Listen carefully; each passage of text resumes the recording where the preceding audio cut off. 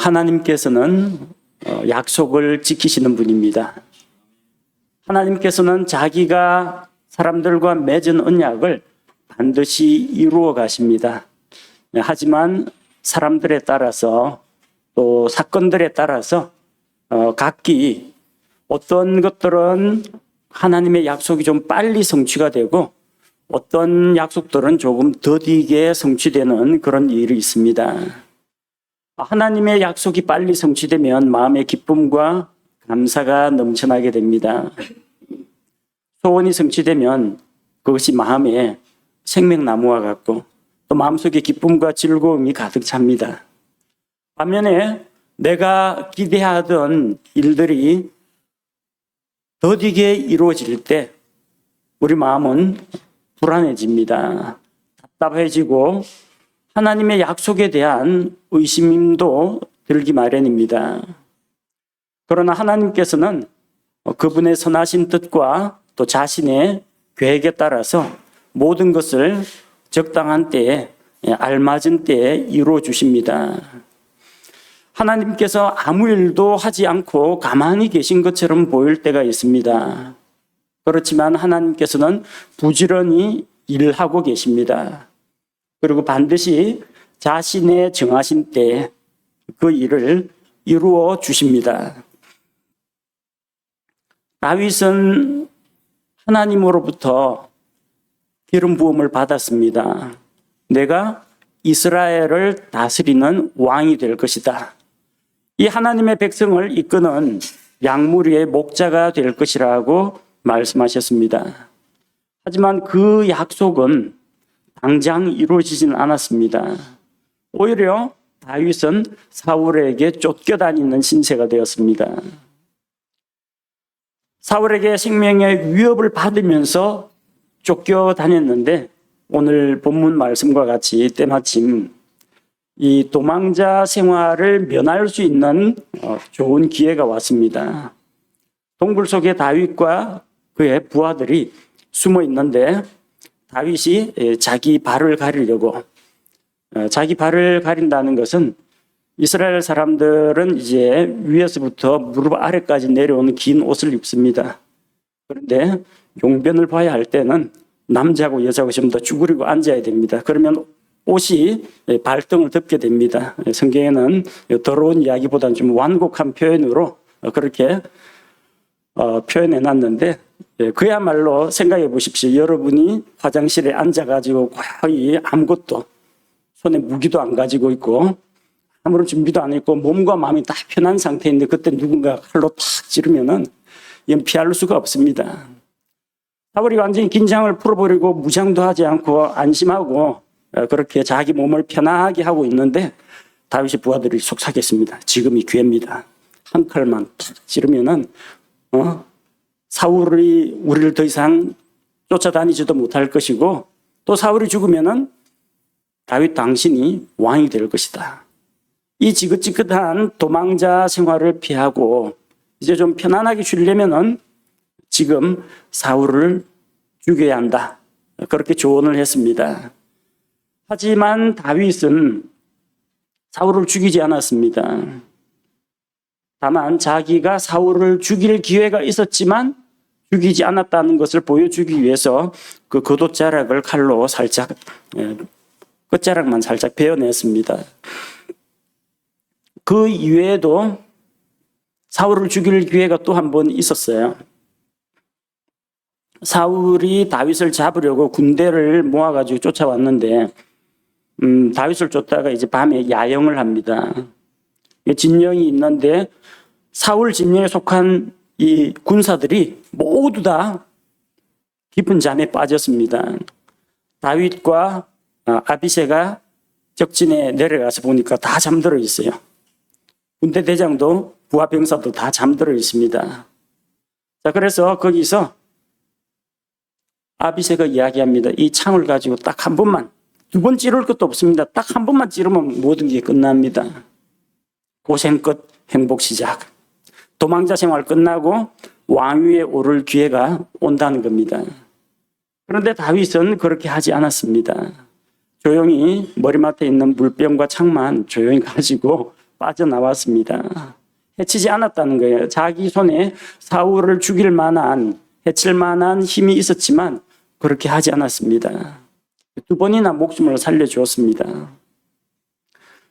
다윗은 하나님께서 자기를 왕으로 세워주실 때를 기다렸습니다.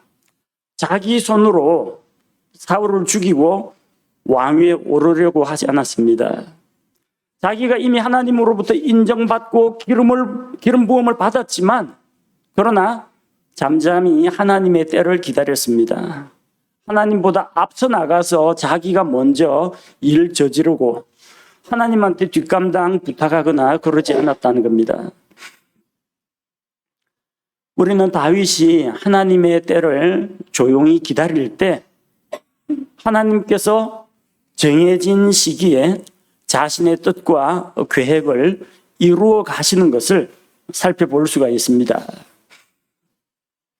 우리 삶 가운데에도 수많은 기회가 찾아옵니다.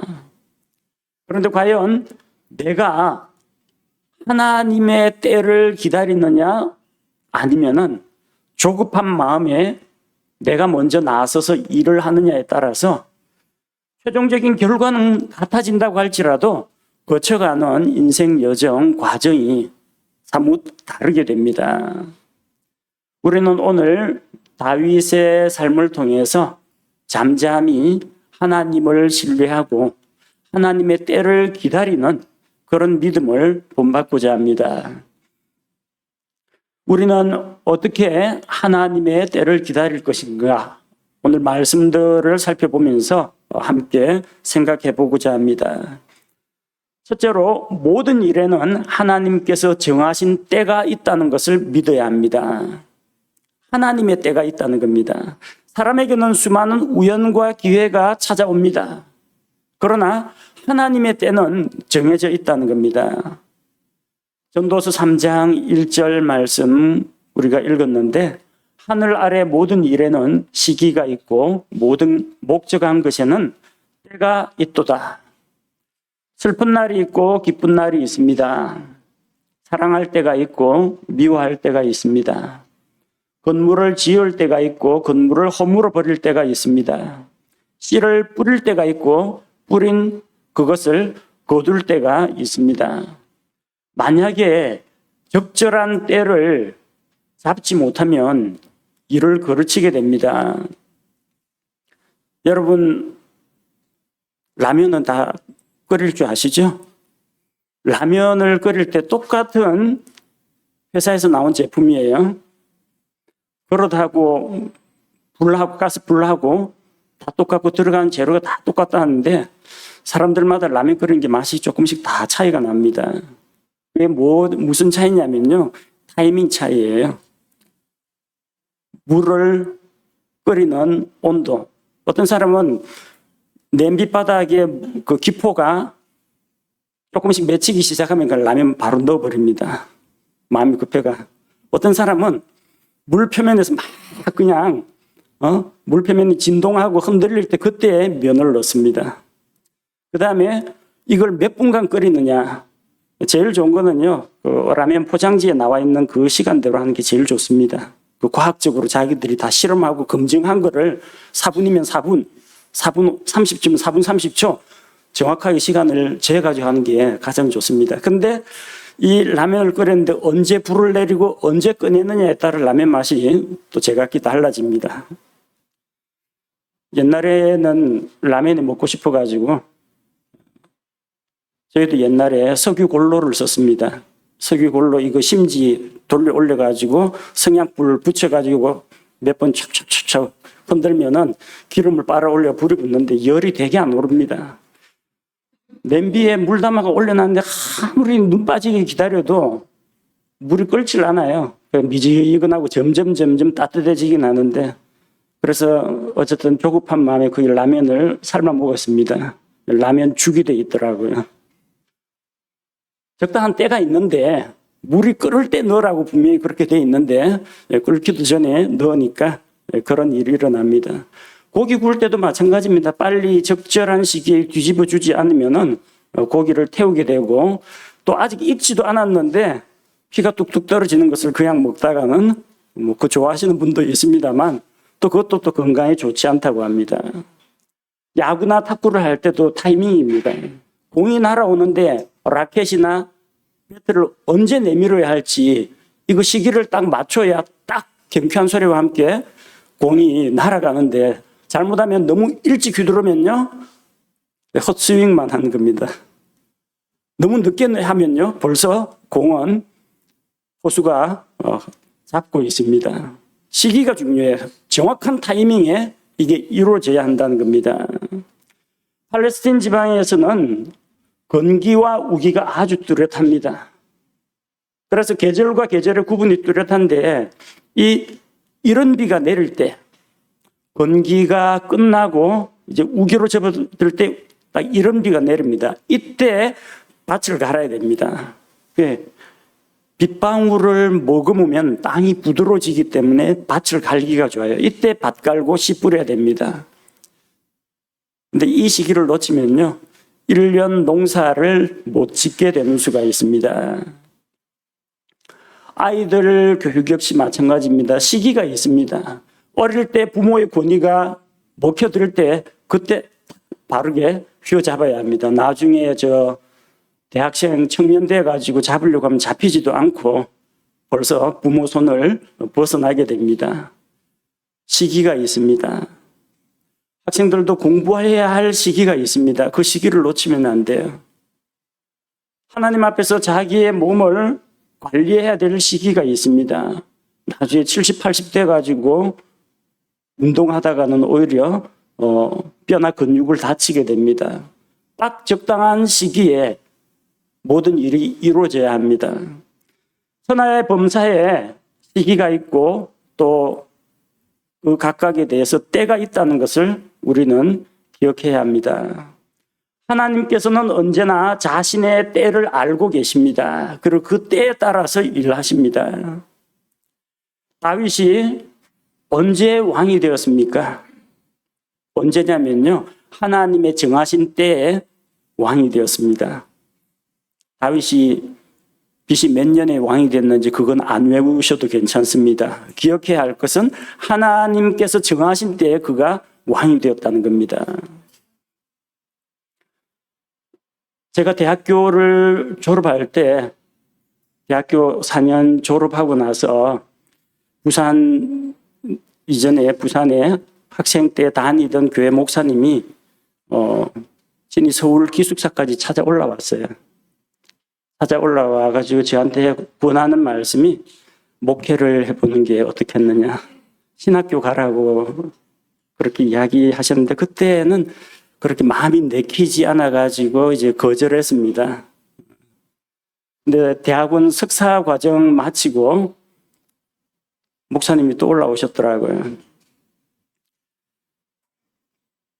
자기 딸을 줄 테니까 신학교 가서 목회를 하는 것이 어떻겠느냐라고 이야기를 했는데 그때는 솔직히 신학도 내키지 않았고 목사님 딸은 더 내키지가 않았습니다. 왜냐하면은 우리는 집안의 가족의 반대를 받아가면서 핍박을 받아가면서 교회를 다니고 뭐 수련회고 부흥회고 빠지지 않고 목사님 시키는 대로 다 다녔는데 목사 아들딸, 장로 아들딸, 재직 아들딸 1절 학생회고 청년회고 안 나옵니다. 그냥 항상 자기 엄마 손만 딱 붙잡고 다니고 절대 다른 사람하고는 엮이지 않으려고 그래요. 그 신비에 쌓여있고 베일에 쌓여있어요. 그래서 신앙인인지 아닌지도 제가 살펴볼 기회도 없었어요. 그래서 정중하게 이제 거절을 했습니다. 만약에 그때 그 제안을 제가 받아들였더라면은 아마 지금의 아내를 만나지는 못했을 겁니다. 그리고 그때 만약에 그 제안을 받아들였다면 저 중신대 나와가지고 장로교에서 목회를 하고 있겠죠. 그런데 제가 결혼하고 나서 바른 성경 말씀을 발견하고 나서 그 이후에 이 말씀을 나만 알 것이 아니라 많은 사람들에게 전해야 되겠다. 그 마음속에 동기가 생겼을 때 그때 하나님께서 신학을 공부할 수 있는 길을 열어주시더라고요. 정해진 때가 있는 겁니다. 내가 뭐 목사 되고 싶다고 막 하고, 이거저거 하다가 안 되니까 뭐 신학을 하고, 그러는 사람들도 있습니다. 하지만 하나님께서 정하신 그 시기와 때에, 그때 하나님께서는 우리의 삶을 다스리시고 조율하시고 이끌어 가신다는 겁니다. 참 감사한 게 우리가 처음에 이 교회를 시작할 때는 예배당 3층을 사용했습니다. 그것도 이제 반 갈라가지고 안쪽은 주방으로 쓰고 요 3층 넓은 홀 쪽에서 예배를 드렸습니다. 그 시기가 여러분도 함께 겪어온 코로나 시기였습니다. 코로나 시기니까 때로는 집합금지령 때문에 온라인 예배만 허용하고 예배당에 모이는 것이 금지가 된 적도 있었고, 그 다음에 예배는 드리되 식사를 할 수가 없다. 마스크 벗고 먹고 마시고 하면 확산된다고 해서, 그래서 오후 프로그램을 갖지를 못했습니다. 정말 한동안. 그때 여러분 한번 생각해 보십시오. 얼마나 예배가 그리웠고 얼마나 교제가 간절했는지 한번 그때를 떠올려 보십시오. 근데 그때 그 덕분에 교회 헌금이 많이 모였습니다. 다른 프로그램 안 하고 예배만 마치고 예배 드리고 바로 돌아가고 하니까. 그리고 나중에 이 코로나가 딱 해제가 되고 그러고 나서 요 4층이 또 마침 나갔어요. 위에 이 4층이, 지금 여러분 있는 이 4층이, 이 건물이 옛날에 기원 바둑 두는 곳이었습니다. 전부 다 칸막이가 다 돼 있고 벽지에 온통 담배 연기로 찌들어가지고, 그 다음에 위 천장도 깨끗하지가 못했어요. 이 천장도 전부 다 낡은 석고보드 같은 걸로 너덜너덜하게 돼 있었어요. 한동안 이게 안 나갔는데 딱 우리가 3층 예배당이 좁아져 가지고 장소를 구해야 되겠다. 옆 건물들도 알아보고 있을 때 이 4층이 갑자기 나갔어요. 주인이 찾아와가지고 혹시 4층도 필요하지 않느냐고. 필요하면은 저렴하게 해줄 테니까 4층도 같이 쓰라고 해가지고 이 아래쪽 3층하고 이 4층하고 같이 얻게 된 겁니다. 시기가 만약에 그 코로나 시기가 아니었더라면 어떻게 됐을까? 그리고 요 우리가 지금 있는 4층이 나가지 않았으면은 우리는 아마 3층에서 예배드리고 저 옆에 어디 건물 가가지고 교육관이나 식당을 거기에 만들었어야만 했을 겁니다. 근데 참 하나님께서 시기가 절묘하다라는 그런 생각이 듭니다. 우리 교회에 꼭 필요한 때에, 꼭 알맞은 때에 합당한 가격에 이 3층과 4층을 같이 사용할 수 있게 해주셔서 너무나 감사드립니다. 우리는 기독교 역사상 보면 로마 시대에 기독교인들이 많은 핍박을 받았다, 그렇게 알고 있습니다. 그것은 물론 사실입니다. 근데 그 로마 제국이 전 세계의 약 3분의 1을 차지하던 그 시기에 팍스 로마나라고 해서 로마의 평화가 이루어졌습니다. 강대국이 집권해가지고 다 이 속주 식민지들을 안정화시키고 있고, 언제 어디서든지 로마의 기병들이 출동할 수 있도록 도로망을 정비를 했습니다. 교통이 아주 발달했죠. 또 그리고 문화권은 정치적으로는 로마 영향이지만 문화는 그리스 문화입니다. 그리스어, 헬라어가 표준어로 세계 공용어로 사용이 되었습니다. 요 시기에 하나님께서 신약교회 성도들을 사용해서 언어가 하나잖아요. 그리스어로 하면 다 통하니까 복음을 전하게 하셨고, 또 당시의 세계 공용어라고 할 수 있는 그리스어 가지고 신약 성경을 기록해서 보급을 하셨던 겁니다. 참으로 절묘한 시기에 하나님께서 일하신 것을 볼 수가 있습니다. 로마 제국 너무 미워하면 안 됩니다. 로마 시대 그 사람들도 바울이 보기에는 복음을 듣고 구원받아야 할 사람들로 보였을 겁니다. 우리는 우리 인생에서 적절한 때가 언제인지 잘 알지 못합니다. 오직 하나님께서 미래를 아시고 나의 앞길을 아십니다. 하나님께서는 자신의 때에 모든 것을 아름답게 만드시는 분이심을 우리가 믿어야 합니다. 한 번은 우리 가족이 자동차를 타고 이제 여행을 하는데 산 위로 난 도로입니다. 그러니까 산이니까 터널처럼 딱 뚫려 있는 게 아니라 산 둘레를 굽이굽이 이렇게 돌아가는 거예요. 돌아가는데 앞쪽에 트럭이 막고 있어가지고 좀 옆 차선으로 빠져가지고 촥 가로질렀으면 좋겠다 생각하는데 갑자기 맞은편에서 차가 오고 그래요. 또 조금 추월하려고 보니까 또 갑자기 차가 나와요. 이게 도로가 이제 굽어 있기 때문에 저쪽에서 뭐가 오는지 안 보이는 겁니다. 우리 눈에는 안 보여요. 근데 만약에 위쪽에 헬기가 떠 있어가지고, 그 차는 보내. 그 검은 승용차 보내. 그 보내고 지금 바로 치고 들어가. 위에서 누가 이야기해 주면은 얼마나 편리하겠습니까? 안전하게 추월해가지고 우리가, 아무런 사고의 위험도 없이 운전을 해 나가고 우리 여행길이 더 빨라졌을 겁니다. 근데 모르니까 조바심만 나는 거죠.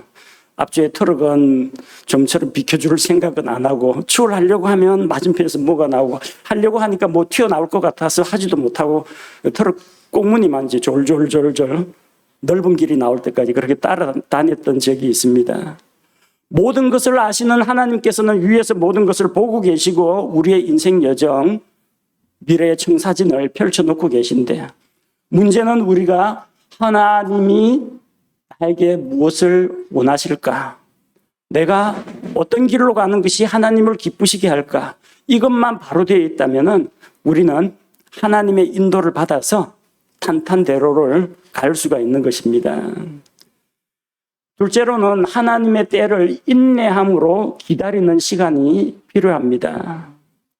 하나님의 약속은 언제일지는 모르지만 성취가 됩니다. 근데 성취되는 때까지 내가 얼마나 참고 견딜 수 있느냐는 겁니다.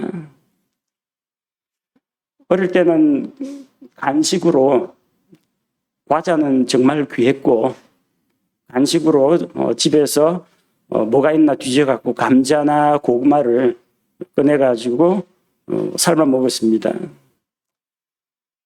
근데 감자나 고구마가 익었는지 안 익었는지 어떻게 알아요? 찔러봐야 됩니다. 그래서 소뚜껑을 참 여러 번 열었습니다. 이 감자가 언제 익을까 해가지고 여러 가지 찍어보면 안 들어가요. 또 참지 못하고 또 여러분 엄마가 옆에서 이야기합니다. 김 다 나간다.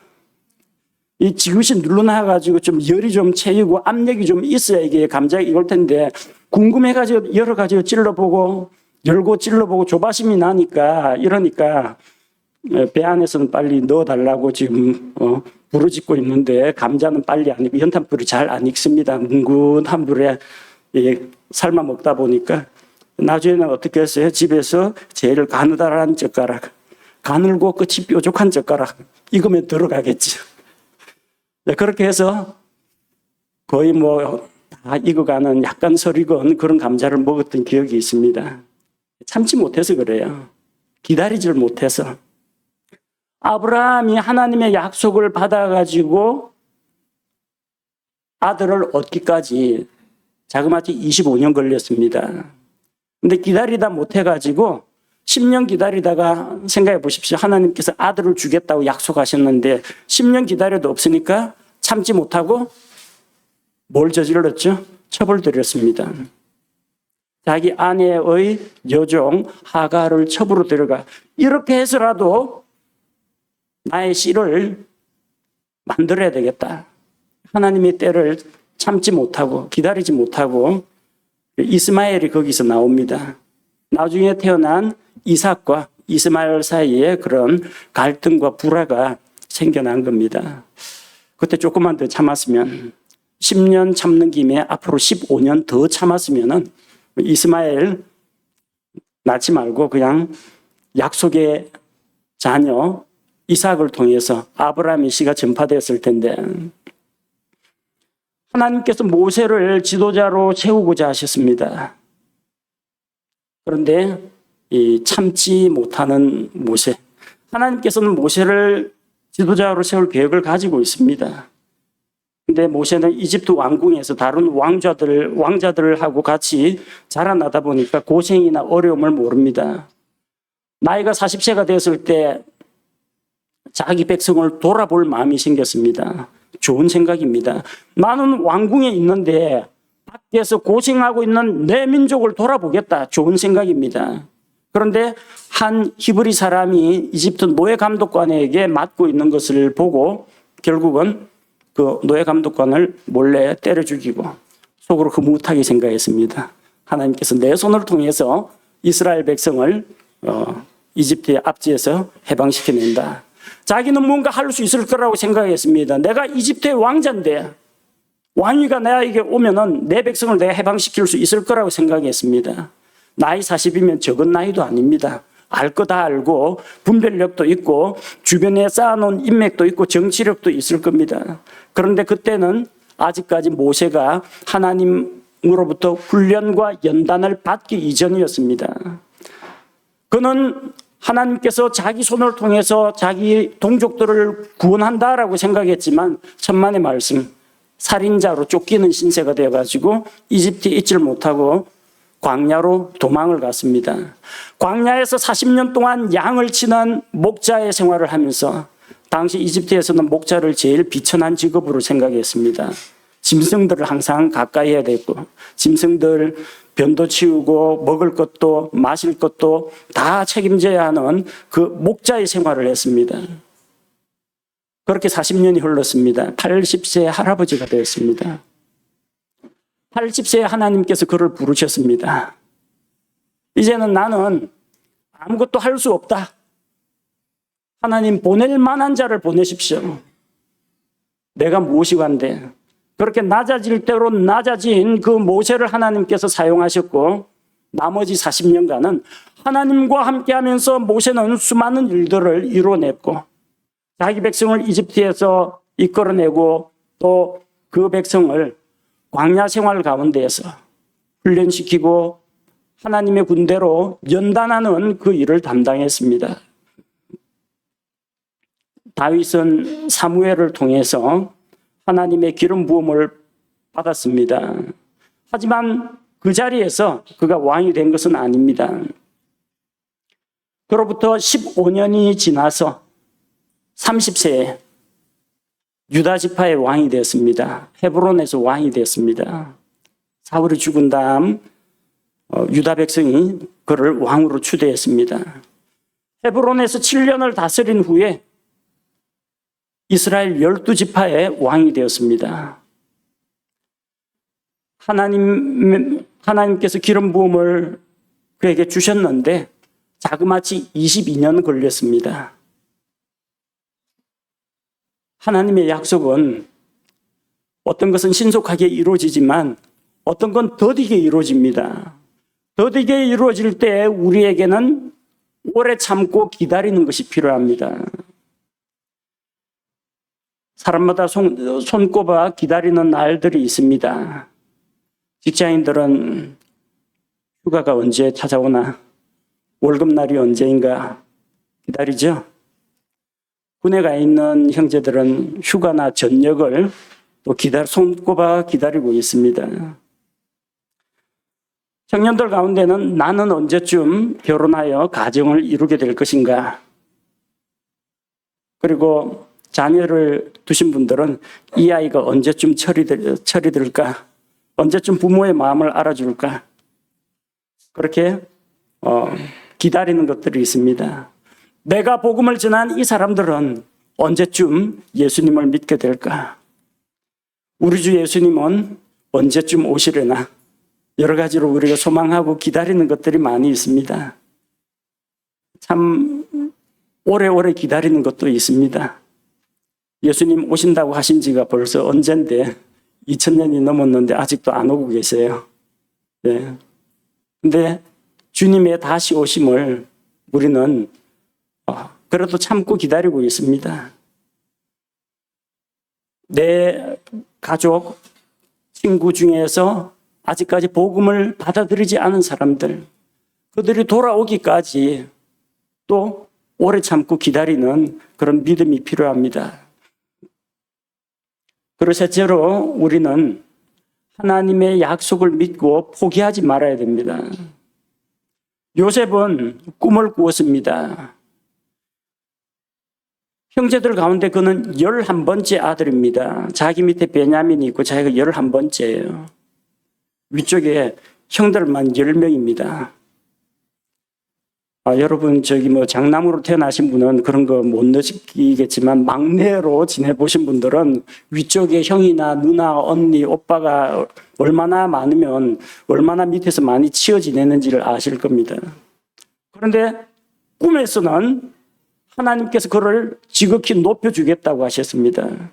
형들의 곡식단이 자기 단에게 절하는 것을 꿈에서 보았습니다. 하늘의 해와 달과 11별이 자기에게 경의를 표하는 그런 꿈을 꾸었습니다. 요셉은 하나님께서 자기를 크게 높여주실 것을 믿었습니다. 그리고 어떤 환경에 처하든지 형들 손에 붙잡혀가서 구덩이에 떨어지든지 구덩이에서 올라와서 노예 상인에게 넘겨지든지 남의 집에 가서 종이 되든지 누명을 쓰고 감옥에 들어가서 죄수가 되든지 그는 흔들리지 않았고 하나님께서 주신 그 꿈을 포기하지 않았습니다. 그리고 마침내 하나님께서는 정하신 때에 그의 꿈을 이루어 주셨습니다. 하나님의 정해진 시간에 그는 이집트를 다스리는 총리가 되었고 수많은 사람들의 생명을 구원할 수 있는 그런 위치에 오르게 되었습니다. 다윗은 사울에게 쫓기면서 고난을 당하면서도 하나님께서 주신 그 왕이 될 것이라는, 이스라엘의 목자가 될 것이라는 그 하나님의 약속을 포기하지 않았습니다. 그는 사울에게 쫓기는 가운데에서 여러 번 피할 수 있는 기회가 있었습니다. 그냥 블레셋에 정치적으로 망명해서 그쪽으로 기화해서 눌러붙어서 벼슬 한 자리 차지하면서 지방 귀족이 되는 그런 길도 있었습니다. 돈 많은 과부 아비가일, 남편 나발은 죽었잖아요. 돈 많은 과부하고 결혼해가지고 재산 처분해서 해외로 도피할 수도 있었습니다. 편하게 살려면 그렇게 쉬운 길을 택할 수도 있었습니다. 하지만 그는 하나님으로부터 받은 소명이 있습니다. 내가 이스라엘의 왕이 될 것이다. 이스라엘의 목자가 될 것이다. 그는 하나님의 약속이 이루어진다는 것을 믿고 어떠한 환경이 될지라도 포기하지 않았습니다. 하나님은 다윗을 이스라엘의 왕으로 세우려고 합니다. 사울은 다윗이 이스라엘의 왕이 되지 못하게 하려고 합니다. 마지막에 누가 이겼습니까? 하나님께서 이겼습니다. 사울은 블레셋과의 전쟁에서 죽었습니다. 수많은 이스라엘 사람들이 죽었고 사울의 아들들도 죽었습니다. 백성이 다윗을 왕으로 모셔왔습니다. 다윗이 사울에게 반기를 들고 일어나서 사울과 겨루어서 사울을 죽이고 왕위에 오른 것이 아닙니다. 하나님께서는 저를 목회의 길로 걷게 하셨습니다. 목회하다 방해를 받는 일도 많이 있습니다. 어떤 사람들은 제가 목회를 하지 못하게 하려고 회방을 놓습니다. 하나님은 제가 계속해서 목회를 할 수 있도록 하시고 또 하라고 하십니다. 사람의 뜻과 하나님의 뜻 가운데서 결국 누가 이깁니까? 하나님의 뜻이 이깁니다. 사람들의 계획은 실패했고 하나님께서는 자신의 일을 지금도 이루어가고 계십니다. 하나님께서 승리하신 것입니다. 다윗이 쫓겨다닐 때는 몰랐지만 하나님의 때에 그분의 약속이 자기 위에 이루어지는 것을 그는 나중에 돌이켜보고 나서 깨닫게 됩니다.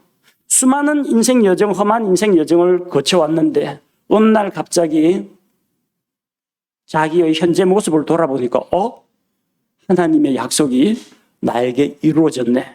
그걸 발견하게 됩니다. 사무엘기하 5장 12절 말씀에 보니까 다윗이 주께서 자기를 굳게 세우사 이스라엘을 다스릴 왕으로 삼으신 것과 또 그분께서 자신의 백성 이스라엘을 위하여 자기의 왕국을 높이신 것을 깨달으니라. 시간이 흘러서 하나님의 시계바늘이 정해진 시간을 가리킬 때 하나님의 약속이 내게 이루어진 것을 우리 눈으로 목격하게 될 것입니다. 우리는 하나님의 선하신 뜻이 우리 삶에 이루어진다는 것을 믿고 결코 낙심하거나 주저앉거나 포기하지 말아야 합니다. 잠언 19장 21절 말씀을 보니까 잠언 19장 21절에 사람의 마음에 많은 계획이 있을지라도 주의 뜻 그것만 서리라. 사람들은 여러 가지 계획을 세웁니다. 나는 내가 잘 되고자 하는 어떤 계획을 세웁니다. 나를 미워하는 사람은 나를 넘어뜨릴 계획을 세웁니다. 사탄은 나를 파멸시킬 그런 계획을 세웁니다. 그러나 누구의 뜻이 이루어지느냐? 나의 뜻도 아니요, 대적의 뜻도 아니요, 사탄의 뜻도 아니요, 오직 주의 뜻 그것만 바로 서게 될 것입니다. 넷째로 기억할 것은 하나님의 절대 주권을 믿어야 합니다. 다윗은 자기를 죽이려고 쫓아다니는 사울에게 보복하지 않았습니다. 왜냐하면 성경적인 원리는 복수는 하나님께 속한 것이기 때문에 하나님의 손에 맡겨야 합니다. 신명기 32장 35절 말씀을 보니까 신명기 32장 35절 원수 갚는 일과 보복하는 일은 내게 속하였으니 그들의 발이 정한 때에 미끄러지리라. 그들의 재앙의 날이 가까우므로 그들에게 닥칠 일들이 속히 일어나리라. 우리가 만약에 억울하고 분하다고 해서 일일이 다 복수를 하면요, 그 복수 당한 사람은 그냥 있겠습니까? 그 복수 당한 사람의 가족이나 뭐 자녀들은 나한테 또 복수할 거 아닙니까? 그럼 또 나의 가족이나 친척이나 나의 아들, 딸이나 또 누군가 또 그 복수해야 되지 않겠습니까? 보복과 복수는 끝이 나지 않습니다. 그래서 하나님께서 하나님의 의로운 손길에 그 보복하는 일을, 원수 갚는 일을 맡기라고 했습니다. 다윗은 사울을 죽일 수 있었지만 그의 생명을 2번이나 살려주었습니다. 다윗은 자기를 대적하는 사울을 하나님의 손에 맡겨드렸습니다. 사무엘기상 26장 10절 말씀해 보니까 다윗이 또 이르되 주께서 살아계심을 두고 맹세하거니와 주께서 그를 치시리니 그의 날이 이르러서 죽거나 혹은 그가 싸움터에 내려가서 멸망하리라. 다윗은 자기 손을 들어 하나님께서 기름 부어 세운 왕을 죽이지 않겠다고 했습니다. 하나님의 능하신 손에 맡겼습니다. 주께서 그를 치시리니. 이 말은 다윗이 하나님 제발 사울을 때려주세요 이렇게 기도했다는 이야기가 아닙니다. 사울이 저렇게 사람을 죽이려고 하고 그리고 사울이 시기와 분노와 질투에 사로잡혀 있는데 언젠가는 하나님께서 치실 것이라는 것을 다윗은 보았던 것입니다. 그래서 심판하시는 하나님의 손에 사울을 맡기고 내 손을 그에게 대지 않겠다고 했습니다. 사울이 늙어서 죽든지 전쟁터 가서 쓰러지든지 혹은 하나님께서 그를 병으로 치시든지 어쨌든 하나님께서 하실 일이라고 생각하고 하나님의 주권에 모든 것을 맡겼습니다. 사울을 왕으로 세우신 분도 하나님이십니다. 그러면 사울을 왕위에서 물러나게 하실 분도 하나님이시라는 겁니다. 하나님께서 다윗에게 기름을 부어 왕으로 삼고자 하셨습니다. 그러면 다윗을 왕으로 세워주신 분도 하나님이십니다. 내 스스로 왕이 되겠다. 그래서 사울 왕을 해치지 않았다는 겁니다. 백성의 지지를 등에 업고 왕이 되겠다. 그런 생각을 품고 세력을 규합하지도 않았습니다. 하나님께서 그분의 정하신 때에 일하실 것을, 하나님의 주권에 모든 것을 맡겼던 것입니다. 어떤 사람을 높이거나 낮추는 일은 하나님께 속해 있습니다. 왕들을 세우거나 왕들을 폐하는 것도 하나님의 손에 달려 있습니다. 그래서 우리는 주권자이신 하나님을 믿어야 합니다. 하나님께서 원하시는 때에 그분의 뜻을 이루실 것을 믿고 잠잠히 하나님의 때를 기다려야 합니다. 성경 인물 가운데 야곱은 정말로 하나님께서 주시는 복을 사모했던 사람입니다. 하나님의 복을 갈망하는 그에 대해서는 전혀 비난하고 싶은 마음이 없습니다. 하나님께서는 이미 야곱과 에서가 세상에 태어나기도 전에 두 민족이 리브가의 배 안에 있다고 하셨고 큰 자가 작은 자를 섬길 것이라고 말씀하셨습니다. 그러면 언제 야곱이 내가 언제 높아지고 언제 형이 나를 인정하고 나를 존중할지 잠잠히 하나님의 때를 기다려야 하는데 이것도 가만히 있지를 못해요. 물 끓기 전에 라면 넣는 것처럼 감자 고구마 익기 전에 젓가락 갖고 자꾸 찔러보고 냄비 뚜껑 여는 것처럼 야곱도 그냥 있지를 못했어요. 어떻게 해서든지 복을 받아야지, 복을 쟁취해야지. 하나님이 복 주시기를 기다리는 것은 너무 지루하고 쟁취해야 된다. 그래서 엄마하고 짜고 아버지의 축복 기도를 그가 가로챘습니다. 그 이전에 형한테 형이 배고픈 때를 틈타가지고 죽과 빵을 가지고 형의 장자권을 나한테 넘긴다고 이야기해라. 구두로 이렇게 매매를 했지만 실제 장자의 축복을 받을 시기에 아버지는 큰아들에게 에서에게 복을 주려고 작정하고 있는데 엄마하고 공모해가지고 축복 기도를 가로챘습니다. 복 받았어요. 에서에게 쫓기는 신세가 되었습니다. 리브가가 잠깐 동안 외갓집 가 있어라. 바다나람의 하란에 가 있으라고 했습니다. 근데 잠깐 동안 가 있는 게 아니라 자그마치 20년 걸렸습니다. 두 아내를 얻기 위해서 7년, 14년, 또 자기 재산을 모으기 위해서 6년, 20년 동안 종살이 하다가 돌아왔습니다. 편하게 갈 수도 있는데 하나님의 계획과 하나님의 시간보다 앞질러 가고 자기 손으로 뭐 해보려고 하다 보니까 오히려 일을 망치게 된 겁니다. 물론 그 20년이라는 그 과정 속에도 자기 아내를 만나고 또 자녀들을 낳고 뭐 허송세월한 건 아닙니다.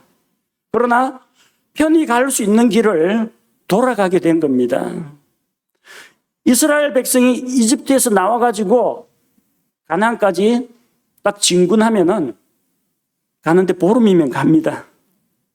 물론 광야에서 이제 성막을 준비하고 하나님께 예배드리는 걸 배우고 율법의 말씀을 받고 이러는데 시간이 좀 걸렸습니다. 2년 걸렸습니다. 그럼 나머지 38년은 그냥 가라. 가나안 땅 정탐 끝났다 가라 하면 가면 되는데 그 땅은 사람들을 삼키는 땅이요 거인들이 있는 땅이요 우리는 다 죽을 것이요 우리의 아내들과 자녀들은 다 종이 될 것이다. 우리는 그 땅으로 가지 않겠다. 이집트로 돌아가자. 이렇게 하나님께 불순종하는 바람에 뭐 그런다고 하나님의 뜻이 변합니까? 너희를 가나안 땅으로 데려가는 내 계획은 변함없다. 38년 동안 광야에서 뺑뺑이 돌다가 이집트에서 나온 첫 세대는 다 광야의 시체가 되고 여호수아하고 갈렙을 제외하면은 그 2세대의 다음 세대가 가나안 땅에 들어갑니다. 어쨌든 가나안 땅 들어갔습니다. 시간이 좀 더 많이 걸렸죠. 고생을 좀 더 많이 했죠. 그런데 하나님의 뜻은 자기 백성을 이집트에서 이끌어내어 가나안 땅에 들여보내겠다는 하나님의 뜻은 전혀 변하지 않았습니다. 고생만 많이 했고 시간만 많이 걸렸을 뿐입니다. 여러분 우리 인생 여정이 이렇습니다. 하나님의 계획보다 앞서가서 하나님의 절대 주권 대신에 내 알량한 잔머리하고 내 잔꾀 가지고 일을 도모하려다가 이렇게 안 해도 되는 생고생을 하게 되는 겁니다. 다섯째로 기억해야 할 것은 하나님께서 일하시게 해야 한다는 겁니다. 사사시대에 이스라엘의 지도자는 하나님께서 재판관 사사를 일으켜 세워서 그에게 지혜와 힘을 주시고 이스라엘 백성을 다스리게 했습니다. 평화의 시기에는 이스라엘 백성을 돌보는 행정관, 재판관 역할을 했고, 전쟁의 시기에는 나가서 앞장서서 싸우는 이 장군, 용사의 역할을 담당해야 했습니다. 그런데 그들 가운데 하나님께서 세우지 않은 사람이 있습니다. 아비멜렉이라는 사람이에요. 아비멜렉은 자기 형제들을 죽이고 스스로 왕이 되었습니다. 세겜 사람들을 등에 업고 자기가 왕이 되었습니다. 그런데 나중에 결국은 아비멜렉과 세겜 사람들 사이에 갈등과 불화 때문에 양자가 같이 아비멜렉과 세겜 사람들이 함께 멸망했습니다. 다윗은 자기 스스로 왕이 되려고 하지 않았습니다. 자기 손으로 사울을 죽이고 왕권을 찬탈하지 않았습니다. 다윗은 자기를 따르는 백성을 모아가지고 백성의 지지를 얻고, 민주주의죠. 백성들의 지지를 얻고 백성들의 신망을 받아가지고 왕위에 오르지 않았습니다. 그가 기대한 것은 하나님께서 자기를 세워주시는 것이었습니다. 왕을 세우거나 패하는 일은 하나님께 하시는 일입니다. 사람을 높이는 일은 동에서나 서에서나 남에서 말미암지 않고 오직 재판장이신 하나님께서 이를 높이시고 저를 낮추신다고 했습니다. 사람을 높이는 일은 동쪽, 서쪽, 남쪽에서 오지 않습니다. 북쪽에서 옵니다. 북쪽 하늘 왕좌에 앉아 계신 하나님께서 어떤 일을 높이기도 하시고 낮추기도 하십니다. 그래서 하나님께서 하시는 일, 하나님께서 하셔야 됩니다. 내가 하나님의 일을 가로채 가지고 내가 해서는 안 된다는 이야기입니다. 하나님께서는 제때 일하셨습니다. 이스라엘과 블레셋 사이에 전쟁이 일어났을 때, 그 블레셋과의 전쟁에서 길보아산에서 사울이 이스라엘 백성과 함께 블레셋을 막다가 전사했습니다. 그는 왕으로서 백성과 함께 적군과 싸우다가 전사했습니다. 하나님의 저주를 받아가지고 무슨 나병 환자가 되어가지고 쫓겨나거나 한 것이 아니라 정해진 때에 왕으로서의 소임을 다하고 그렇게 세상을 떠났습니다. 그리고 자연스럽게 다윗이 왕위에 오르게 되었습니다. 사울이 의문의 죽음을 당하거나 암살을 당했다 하면은 백성이 누구를 제일 의심하겠습니까? 그 다음에 왕이 되는 자를 의심합니다. 누가 제일, 사울이 죽고 나서 누가 제일 이익을 받느냐? 다윗이다. 그러면은 다윗이 오해를 받을 수가 있습니다. 그러나 사울은 왕으로서의 소임을 다하고 전쟁터에서 죽었습니다. 그게 하나님의 계획이었습니다. 동굴 속에서 용변 보다가 칼에 찔려 죽는 거, 그게 하나님께서 원하는 게 아니었고, 자다가 하다가 창에 가슴이 꿰뚫려가지고 암살당하는 것도 하나님이 원하시는 방법이 아니었습니다. 그는 왕으로서 일을 하다가 죽었고, 자연히 백성들은 다음에 왕위에 오를 자로 용사인 다윗을 왕으로 인정하게 된 것입니다. 우리는 자주 하나님을 대신해서 일을 하려고 합니다. 하나님의 뜻을 좀 더 앞당기기 위해서 내가 뭔가를 시도하려고 잔머리를 씁니다. 그렇지만 하나님은 우리의 조언을 들어야 할 정도로 어리석은 분이 아닙니다. 하나님은 우리의 도움을 받아야 할 정도로 무능하지도 않습니다. 우리는 하나님께서 자신의 뜻대로 그분의 시간표에 따라서 일을 하시도록 하나님께 맡겨야 합니다. 그리고 우리는 하나님 앞에서 자신을 예비하고 우리가 마땅히 해야 할 일들을 정상적으로 하며 하나님의 뜻이 우리에게 이루어지는 때를 기다리면 됩니다. 하나님보다 앞서가지 마십시오. 하나님께서 하시는 것보다 오버하지 마십시오. 하나님의 계획에 따라서 하나님께서 어디에서 일을 하고 계시는지 거기 가서 내가 일을 하면 되고, 하나님께서 기뻐하시는 선하고 의로운 길이 무엇인지 그걸 내가 하면 됩니다. 나머지는 누가요? 하나님께서 알아서 하십니다. 다윗은 왕이 되기까지 정말 많은 고난을 겪었습니다. 하지만 그는 하나님의 절대 주권을 신뢰하고 자기 자신을 온전히 하나님께 맡겼습니다. 하나님께서는 시련과 연단의 기간을 거쳐서 다윗을 훈련시키고 마침내 하나님께서 정하신 때에 그를 왕으로 세워주셨습니다. 우리 삶 가운데 하나님의 뜻이 이루어지기를 원합니다. 여러분도 하나님의 뜻이 나의 삶 가운데 들어오고 이루어지기를 원한다면 하나님에 대한 믿음을 가지십시오. 인내로 하나님의 약속이 이루어지기를 기다리십시오. 그리고 하나님께서 자신의 때에 자신의 일을 하시도록, 하나님께서 일하시도록 하나님께 맡겨야 됩니다. 그러면 하나님께서 자신의 때에 모든 것을 아름답게 하실 것입니다. 함께 기도하겠습니다. 천하 모든 일이 각기 정한 시기가 있고 또 모든 목적한 일이 이루어질 때가 있다고 하셨습니다.